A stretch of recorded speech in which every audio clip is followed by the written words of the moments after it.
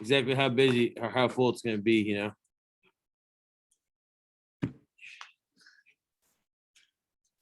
Give a magic ball out, brother.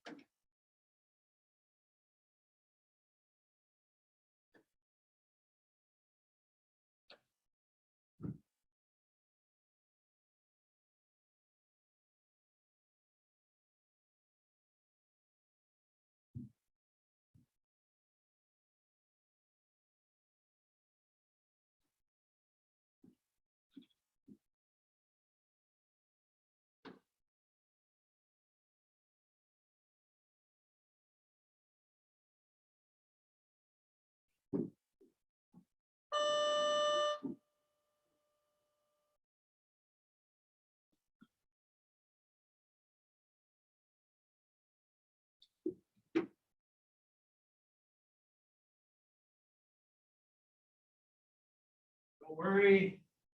Got more hand sanitizer to save the world. You're, all of you, we're good, okay? Just wanted to make sure everybody knew that. Not, whatever it is, sprays. So that should make you feel a little more comfortable knowing that the bottle had almost run out and we wouldn't have had enough to clean your desks. Could have been a precarious situation, you know, kind of like the Cuban Missile Crisis, but the sanitizer crisis. You with me? Sam, you with me on that one? Can't tell if you're chuckling or not. It's the unfortunate problem with these masks. All you have to rely on voice inflection. I don't even know if that's a word. All right. Well, let's see who wants to join us today. I don't know, Jill. I also can't hear you because you're mumbling with a mask on. So, you know what I'm saying? Yep. All right. Hello, good people. Can I get somebody to say hello back? Oh, hi. Okay. Kind of found something that I thought was interesting today. And I decided that I was going to kind of roll with it just for just kind of start off class. All right, this is kind of a cool story. And so sorry, give me a moment and I'm going to find this article again. This is why I pay $1 a month for this. Occasionally there's an article that's interesting. All right, here we go. All right, so I'm going to go ahead and share this with the Zoomers before I kind of, this is our Ignite today. We're igniting the class, all right? We'll chunk and chew and all review after that, okay? So, this is an article that was meant to make you somewhat interested in the NCAA tournament that Indianapolis is hosting, but in reality, I thought this article was pretty cool, okay? So, this was 1983 when they got this planned, I guess. And it was the 1987 Pan Am Games. Pan American Games are games that are hosted between just the Americas, right? And this is in the middle of the Cold War. And a guy who there's a couple people that have some pretty strong connections to North Central. First off, Mark Miles right here. This guy right here is in the North Central Hall of Fame. And he was see if it'll actually stay. Yeah. He's now the CEO of Penske Entertainment, like meaning he was the CEO of the Speedway. But since Penske bought it, now he's the head of like Penske, all of the whole umbrella of entertainment. Okay, but before that, again, North Central graduate. And then the other one was other guy who we have pretty good connections with is in the article, Jack Schwarbrick right here. His kids all went to North Central. I don't think he went here, but his kids did, made quite a mark. He's now the Notre Dame athletic director. But the family still resides on the north side here in Washington Township. Okay, so there's a connection there. Everyone see that? Okay, so these two guys and a couple other people were responsible for bringing this together, and Cuba said they wouldn't participate. So they kind of go through, they say it felt like a spy movie. And so down here in the article, they get into, this is pretty cool. So they get into going to Cuba. All right. They said they were transported in a Russian car to the Palace de la Revolucion, which I don't speak Spanish, but I'm assuming that means the Palace of the Revolution, right? And it's sad that they sat in a holding room and then they heard the words "follow us." The Cuban dictator commented on how young 30-year-old Mark Miles looked. Miles replied that Castro himself was 32 when he became prime minister in 1959. That's pretty witty, right? Then it says Castro rambled for what Miles calculated as 3 hours and 20 minutes, barely taking a breath, except Castro spoke about baseball and not boycotts. Weird, right? And then it goes on to say that Castro laid out conditions that would allow Cubans to participate in Indianapolis. At the end of it, Miles said, so if we do this, this and this, you'll come. And Castro was speaking in Spanish, and then he said in English, that's absolutely right. So he knew how to speak English too. He was just messing with them kind of the whole time. The other thing I thought was interesting was they said at the time, Nicaragua, El Salvador, Guatemala were fighting civil wars. Governments in Honduras and Chile were killing dissidents. All those countries sent teams here. Interesting, right? Just like what we talked about yesterday, kind of when Operation Condor was going on. And then I was reading on, again, this was just at my lunch, like 15 minutes ago. But I thought this was kind of crazy. So where is this?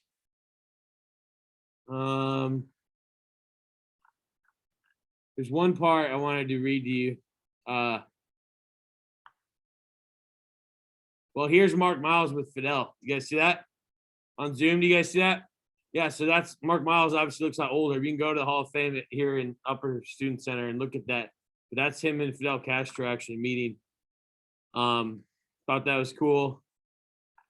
And then controversy. So another international dust-up occurred when the mother and widow of a man killed in Chile filed suit, charging that a member of the Chilean equestrian team was responsible for torturing and killing 72 people, including a relative of theirs. Dang. I guess that's what I thought was weird. Is we talked about this yesterday. We find this in like an article. I don't know. He said we got the guy out of the country and his horse. Just sounds kind of crazy, right?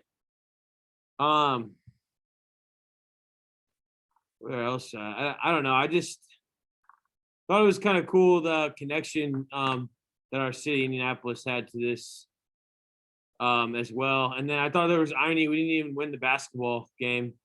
The guy by the name of Oscar Schmidt scored 46 points. Yeah. And then they said they used to send like the B League athletes to these events, but Carl Lewis and Jackie Joyner Kersey, you probably have never heard of them.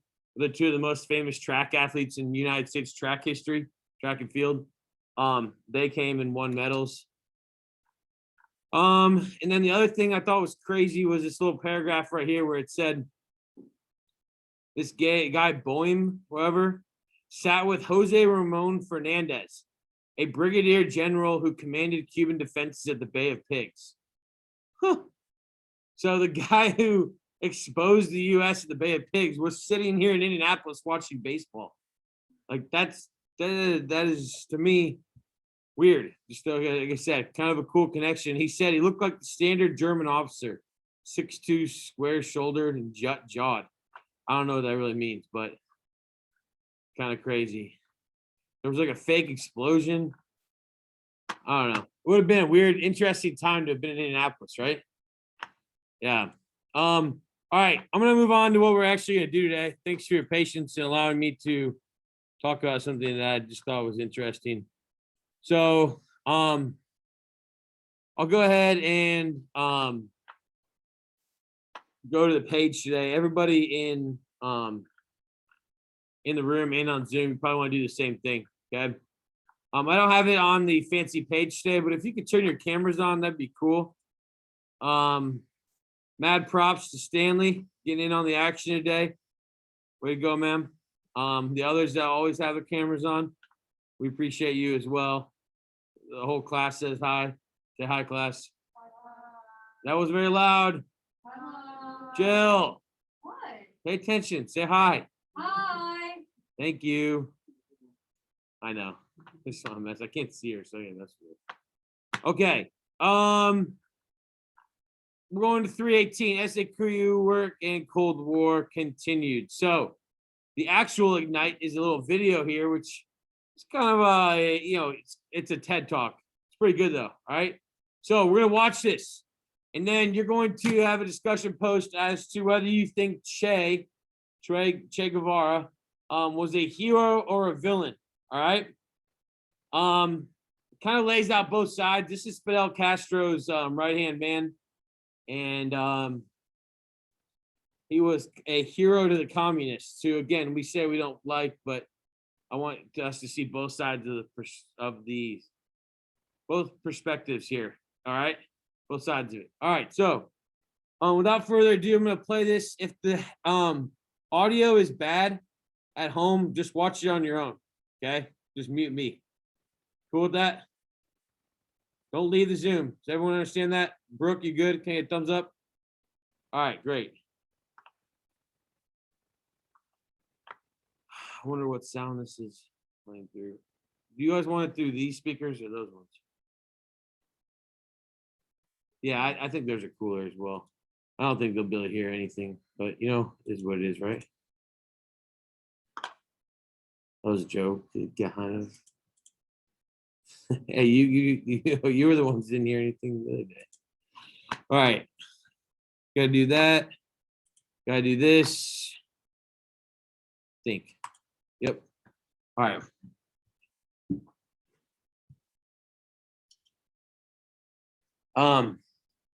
Jackson, let's get 4 down. We already got 1 and 2 down. Let's just take 4, right? That was all of them, but works. You got it. All right.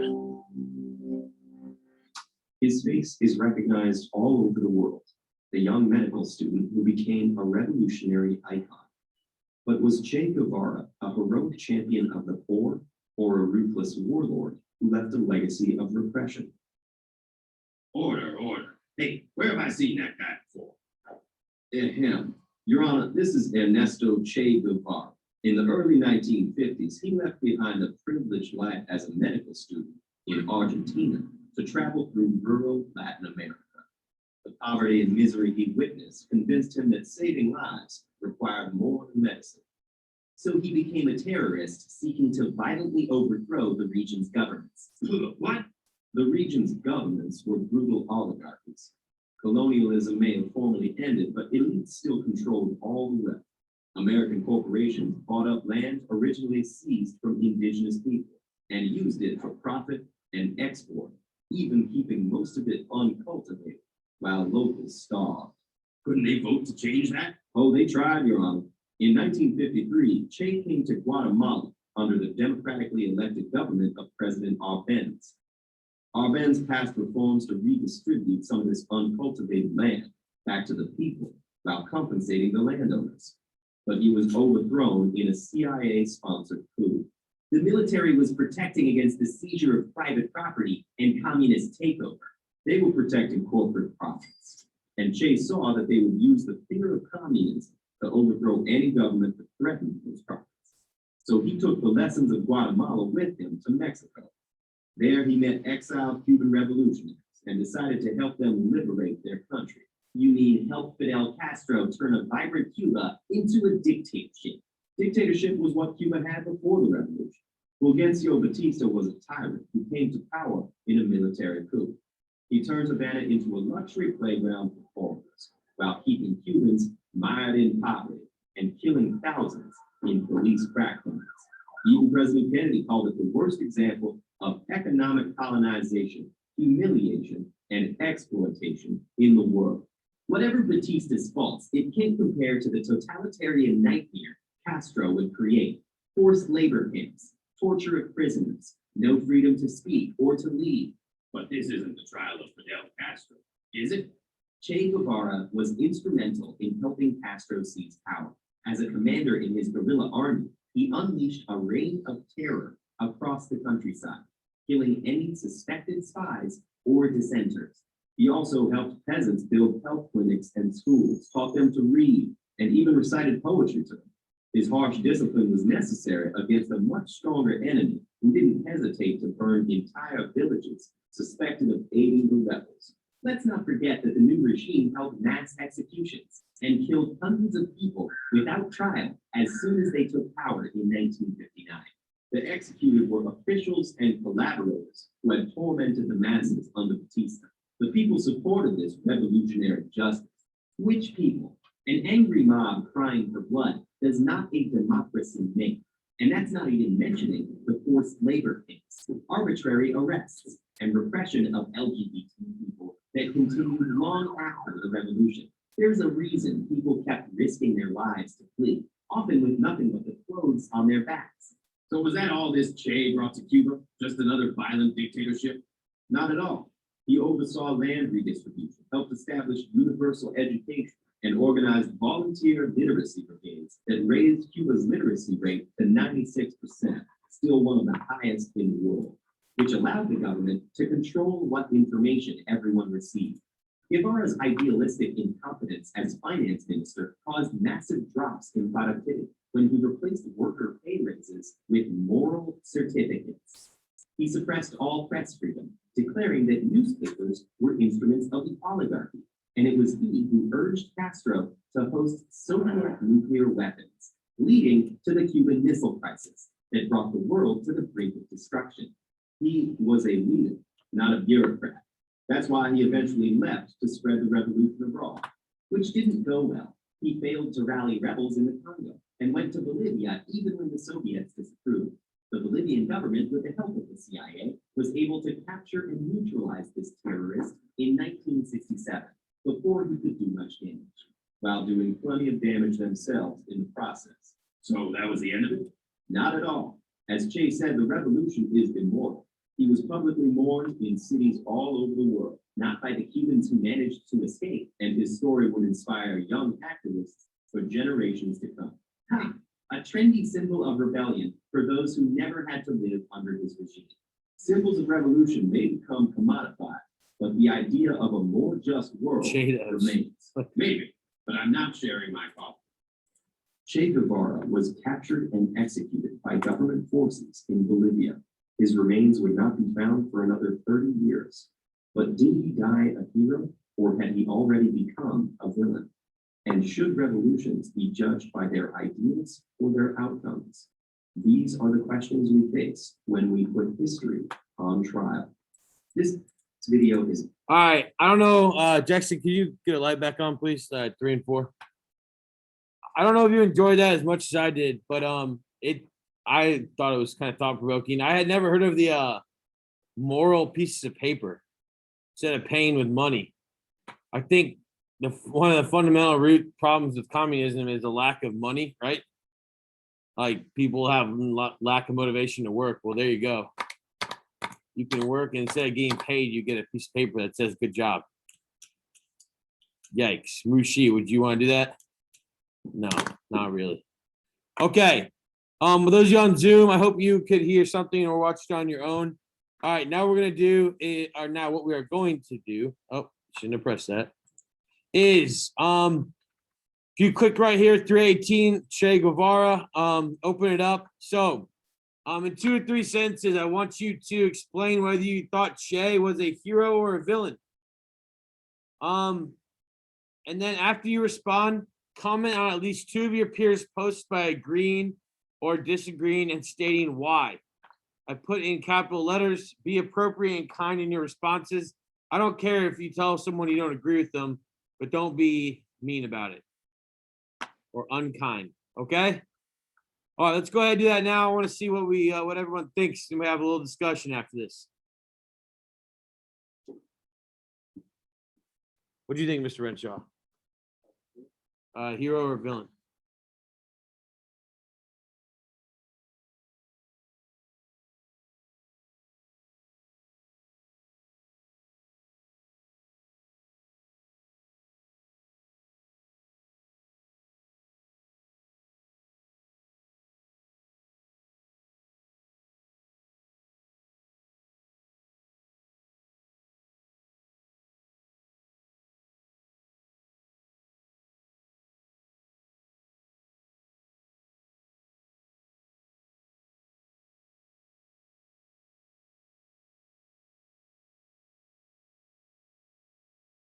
On Zoom, just so you know, Mr. Renshaw said if I bought him a Che shirt and got him a beret and a green paramilitary coat, he would wear it. So I'm thinking about getting him that as a parting gift. It's gonna be sick. I'm gonna order it all from China on the same website. Stella, you're not laughing at my jokes. What's wrong? Not really. All right, that's fine.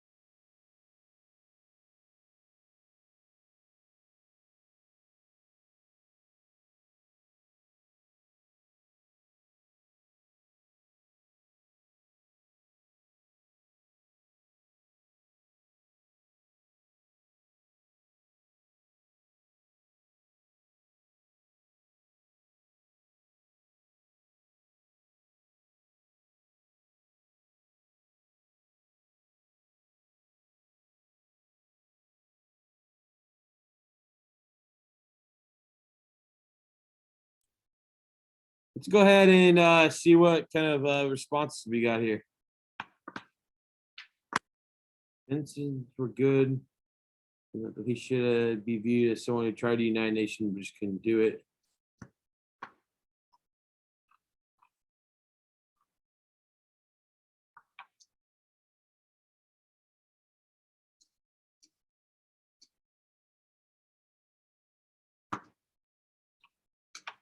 Interesting.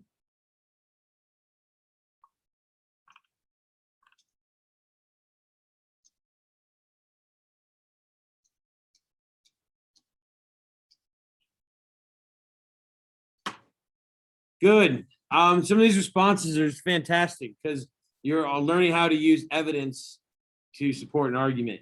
I know that sounds like common sense, but you'd be surprised at the beginning of the year how many of you would not have done that. Okay, so in fact, using specific evidence is just like practicing in an SAQ. It's not that difficult, is it? Okay, excellent, excellent. Yeah, Jill. What do you think? Yeah. Okay, we have to answer if Che was a hero or a villain. Yeah, we had to say it out loud now. Okay, well, I think it was technically an anti-hero because he was helping people, but he was harming others.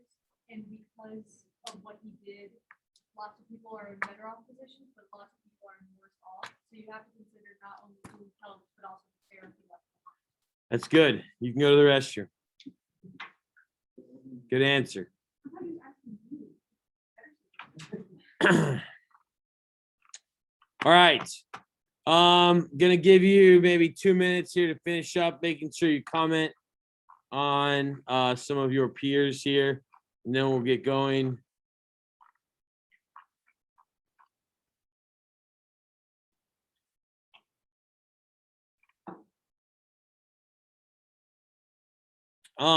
If you're sitting here wondering what's next, you need to get your SAQs out, or I guess we don't have paper anymore. So essentially, just have your SAQ pulled up on your computer, please. Okay. If you don't have it as a Google Doc, make it a Google Doc. What's up? Oh, my bad. Yeah. All right. Don't sweat.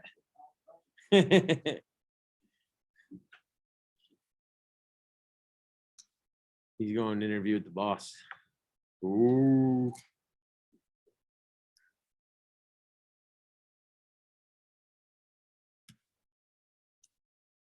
All right. Can I get people in class? Raise your hand if you're done. Okay. About 1 more minute here.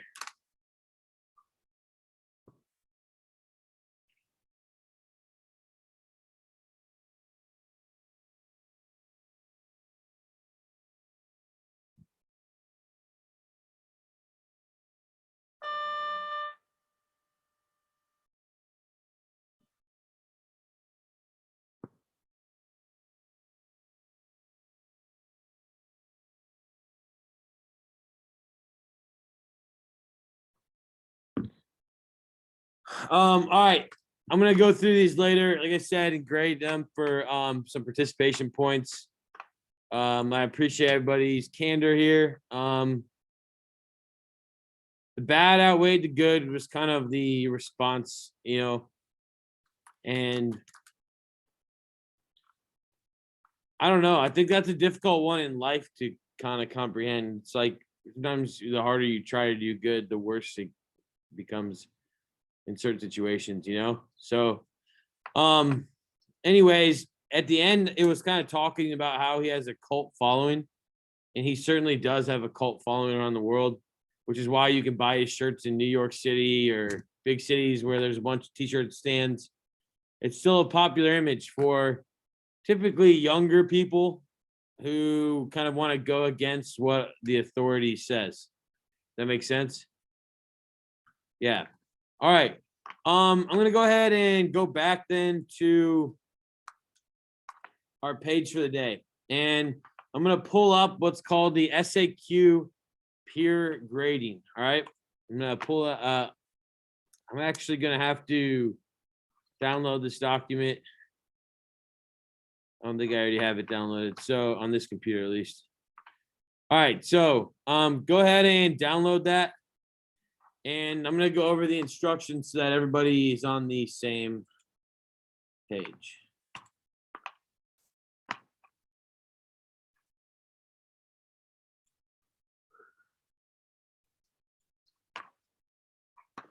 All right, so we're gonna spend a few minutes here exchanging SAQs with a classmate. If you are one of the 13 people in one of my 2 classes that didn't do the SAQ, you're gonna have to write the SAQ, color code it, and then do your own. I have it written down who has not done it yet or who didn't turn one in. You're not gonna be partnered up with anyone because that would not make any sense. Just do it on your own. So exchange SAQs with a classmate. Answer the following questions about your peer's SAQ. Okay. So when you do this, if you could just use like the highlighter function. See how I did that with the Y for yes, or maybe like our A, B, and C clearly divided. Gonna go red, no. Okay, something like that, please. And so you're gonna answer those and then you're gonna go to part A. Is it at least 3 sentences long? Does it follow the ACE format? Does the first sentence answer the prompt? Is the factor information provided in sentence 2 different from what it says in sentence 1? And is it historically accurate? Okay. If you don't know if it's historically accurate, then assume it's not. Okay. Because I'm going to assume everybody in the class here can figure that out. Does the third sentence summarize the extra information with the answer in sentence 1? So you're tying 1 and 2 together. That's a hard yes or a hard no. There's no in-betweens, no maybes. Okay. You need to make that judgment call. Do that for A, B, and C. And then on the bottom, you're going to give an overall score out of 3. Okay. So it's scored 1 point for A, 1 point for B, 1 point for C for a total of 3. There are no half points. Okay. Everyone understand that. There's no all or nothing. There's no half points. It's 1, 2, or 3. It's not 1.5 or 2.75. Okay. Then you need to make comments. Must be more than 20 words for credit. Okay. Meaning you're going to comment on their SAQ and it's going to go beyond it's good. Well done. You are my friend. That's only 6 words. Okay. You have to use more words than that. Be analytical. Show analysis. Okay. When you are done, you must get the document to your partner, and each person in class needs to upload their SAQ and the peer grading sheet from their partner. Okay. I'm going to read that again. Get the actual document that you're making comments on. Comment. Okay. Then send it back to whoever your partner is. They will upload that with their SAQ. Okay. So if you don't have one of each, you don't have this document and the SAQ, when you go to turn it in, you're not going to get full credit. So you're going to, if somebody's slacking on the Zoom at home, you need to say, hey, Buster McGee, I need you to get that done. Okay. We good with that? Okay. Once you finish that, I'm going to wait a minute. Oh, Liliana, you already beat me to it. I just realized that of all of the cool things I made today, like 1, 2, 3-ish things, I forgot to make this a push to turn in. So I will put a push to you to turn in right there. Okay, Liliana? Can't see you. So can I get like oh, now you're chatting. Oh, okay. Thank you. Yes. All right, so I will make a place right there while you're doing this, okay? Last thing then is if you want to get your homework started, okay? If some people are going to work at different paces, then start on that right away. Brooke, what's the question? So, like, let's say we had some like errors in ours. So do you want us to fix it before we resubmit it or just leave it? We lost the first 6 words of your comment. All right, can you hear me now? Yep. All right. So let's say if you got like a no for one of them, do you want us to correct it, or No. as we turn it in? Thank you for asking. I actually just want to know who it, like, I want to know that the person who's editing it is smart enough to figure out that it wasn't perfect. Okay. I don't care if you wrote a perfect SAQ at this point. I want you to learn the structure. Okay. And I want you to learn what it's supposed to be like, because then it's just going to get easier and easier. All right. I'm not going to, I'm grading the grader essentially, if that makes sense. I'm not necessarily grading the writer, because you don't have to be perfect right now. That's late. That's the goal in the next couple weeks. Okay. Zoomers, I'm going to try to make breakout rooms where people who haven't finished theirs yet are not are in the same room, or basically not with someone who has. Also, if you get 3 people in your breakout room, then what I want you to do is I want you to just do a 3-way trade, okay? All right, those of you in person here.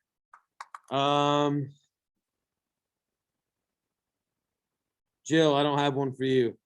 Yeah, I'm not gonna do that. Okay, so you need to do your own grading and your own writing. Here at it. That too. Yep. All right. Okay. You two. Cool. Okay. Ethan, can you 3 kind of do a 3-way? And then you two and you two, E-Ray and Sam. Okay, thanks, folks. All right, Zoomers, give me 1 second. I'm gonna hustle here and try to figure out how to do this in a timely fashion.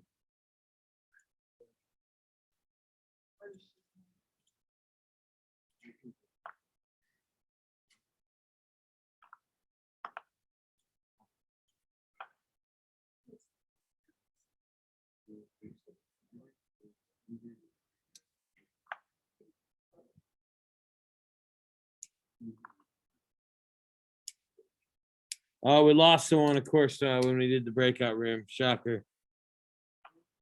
Love how that works.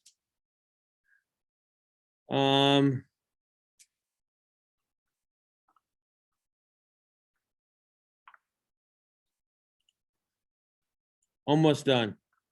It's coming. Okay, I think this is gonna work out well. Group, if you're going to 7, I'm going to be there in a second. Oh, there we go.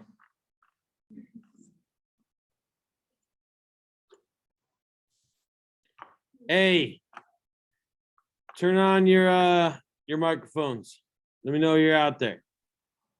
Thank you, Luella. Samuel, Vivian. Okay, here's the deal. I didn't get SAQs from either of you, or the 3 of you. So write your own SAQ. Then complete the grading sheet. Then turn it back in. Okay, I need a audible response from each one of you saying that you know what you're trying to do. Vivian, you're first. Do you know what you're doing? Yes. Great. Samuel. Yeah, I do. Good. Luella. Yeah, I didn't hear that. yeah, I know. I know. I still didn't hear that. Can you hear me now? Yes. Yeah, I know what's going on. Okay. We're gonna work on speaking a little louder when you come into class if possible. All right, get going, please.